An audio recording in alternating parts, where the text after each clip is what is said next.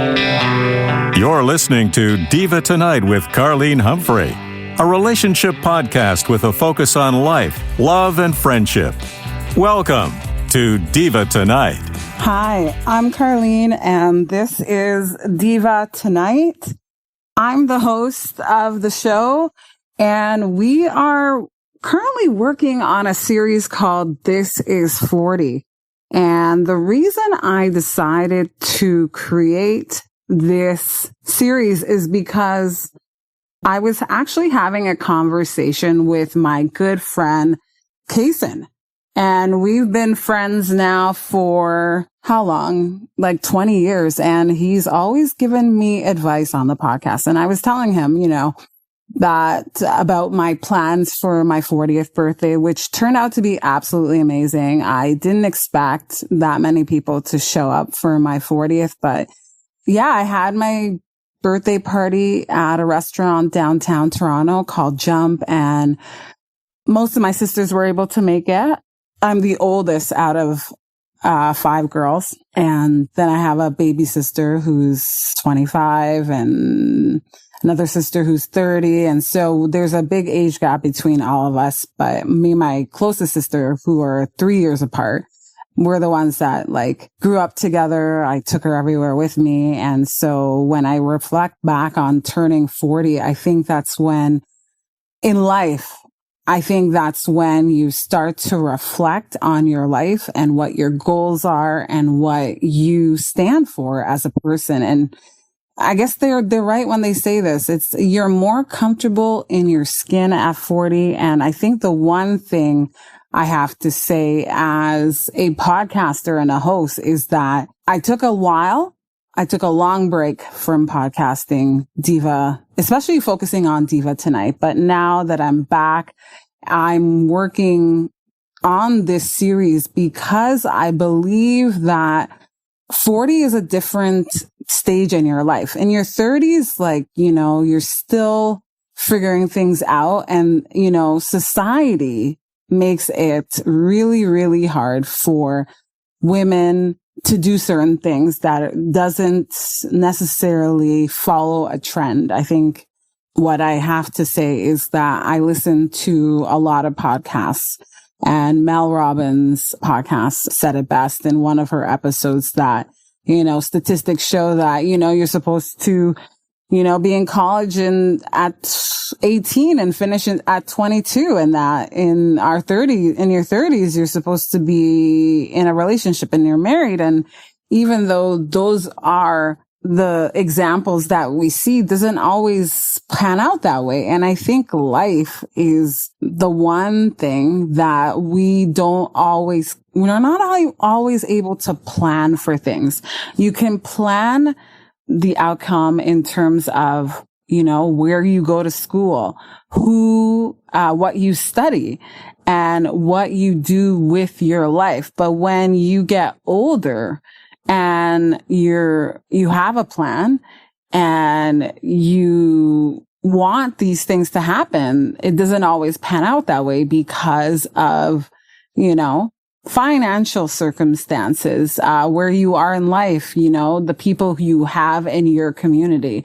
And as someone who didn't have the best parents, I didn't have the greatest mom and dad, I didn't have parents who supported me, I did a lot of it on my own. And so when we talk about who we are in life and where we are in life, I think that's where you need to reflect on your life and where you want to be and not allow anyone else to stop you.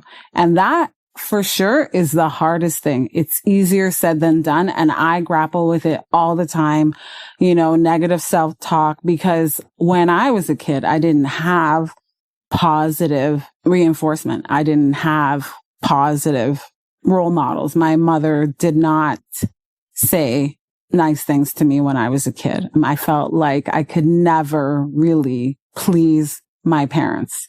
And so now that I'm 40, I don't think about those things anymore because I've moved on with that. And I've done a lot of work on my mental health because it's super important. And that's why I think at this stage in the game that when we talk about women in their 40s, career women, women who are driven, women who are strong, there's more to it than just what you see on the outside. We have many layers to us. And I think the reason I started this series is so that I can learn and teach others about the struggles of turning 40. Because when I turned 40, I already had a few hurdles along the way, and I felt like I was stuck, because not necessarily stuck, but I felt like, oh my goodness, I didn't do certain things at a certain age. And now when I go see my doctor's telling me about these health concerns that I have that are going to prevent me from doing certain things in my life now at 40. And so, at that stage, when I finally had that conversation with the gynecologist, I'm like, you know what? I need a second opinion.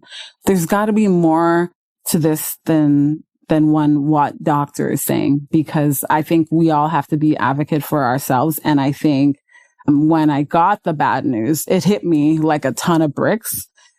And I'm like, I feel, like I was forced to make certain decisions, and I'm still grappling with those decisions now. And I'm still, talking to my therapist about what I'm going to do and what's the best outcome for me. And, whatever happens.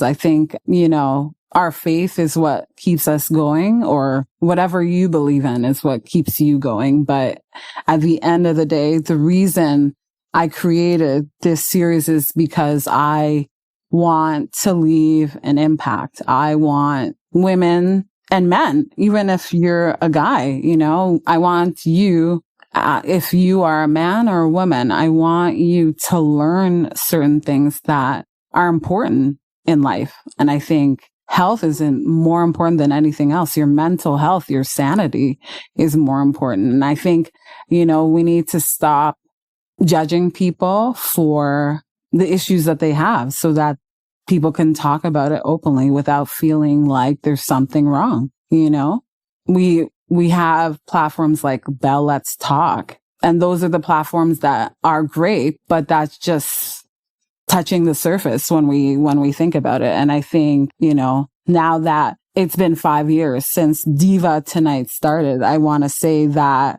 this is a reminder that the conversation needs to keep going. It needs to continue. And it all starts with one person. All it takes is one person to change your mind, to influence others. And I believe that, there's one person who's going to help us change. And if that person is me, or if that person is someone else who is going to help you change your life in one way or another, to work on your dreams, I hope that is that, because they say it takes a village to raise a child. It takes a village to raise a child. And it's so true.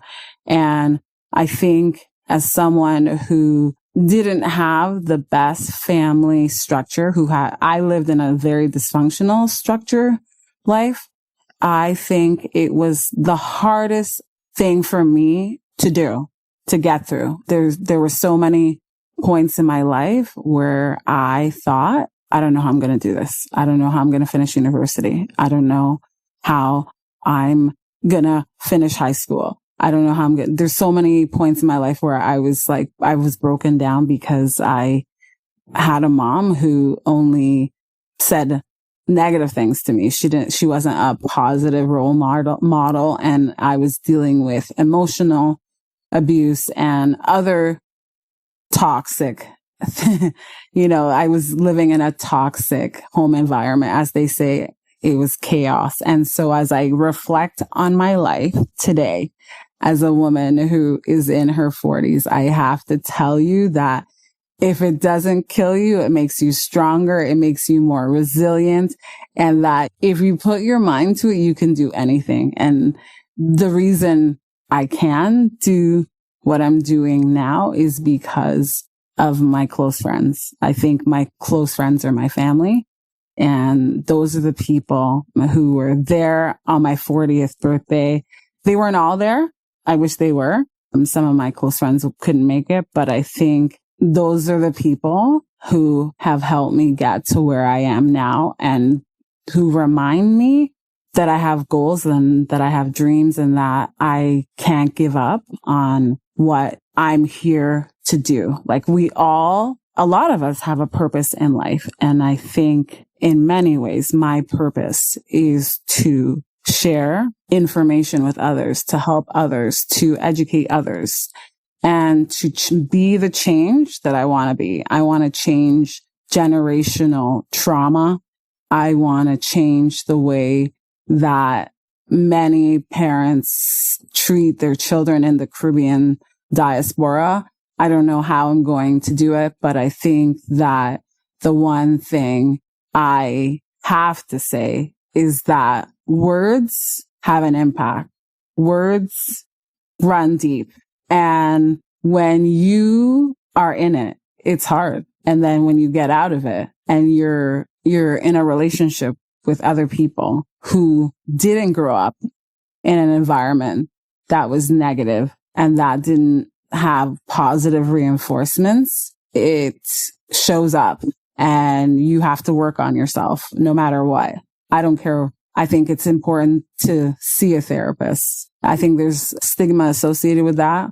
If not a therapist, then I don't know, work on things in a different way. If that means reading more, if that means going to group therapy or going to the gym or going to workshops to improve yourself because of that toxic family dynamic, then do it. Because at the end of the day, you have to live with yourself. And that is why I believe that I started this journey to share the things that are hard to share. It took me a really, really long time to get here. And I think that we're all in this together. We're all on a journey in life, and we share things that we're comfortable sharing. And it takes courage to share things that are hard. And it takes courage to do things that are supposedly are there to make you stronger. So here I am. And so I hope that in the process that you are listening to this conversation, that it will motivate you to get the help that you need. Because if you're struggling, if you're depressed, you're feeling broken, you have to start somewhere. We all do. I think we all need a little push sometimes. And that's what I want to share with you. So, it's important to work on you, because if you don't, nobody else will. No one else is going to make you do it. I'm Carlene, and this is Diva Tonight. Thanks for listening to Diva Tonight. Follow us on Instagram at Diva on the Radio. That's Diva with 2 I's. And don't forget to follow us on TikTok at Diva on the Radio for more clips and conversations you'll love. Want to share your thoughts or send us a message? Text us anytime at divatonight.buzzsprout.com. Until next time, stay fabulous.